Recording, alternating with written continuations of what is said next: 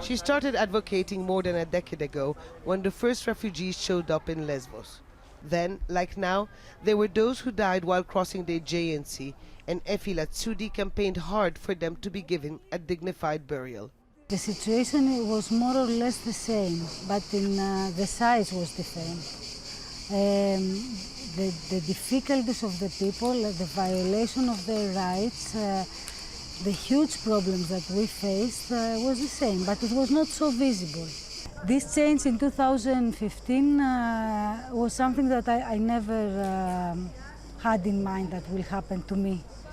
It was also an historical moment that we were not aware when we were getting through all this. Latsoudi was on the beaches as hundreds of thousands of refugees streamed into Greece.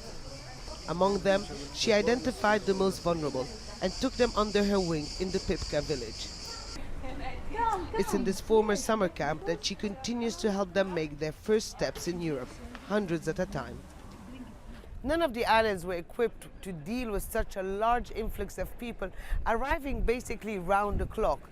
So the role of volunteers was key in saving so many lives. The Hellenic rescue team is made of about 2,000 volunteers. They have picked up thousands of men, women and children from the water. Sometimes it was too late. There are a few things, yes, that is different than others. That everyone has their moment that they'll remember. And what's yours?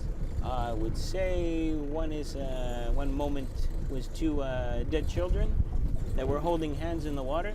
They probably went from hypothermia, and that was kind of a sad thing to see.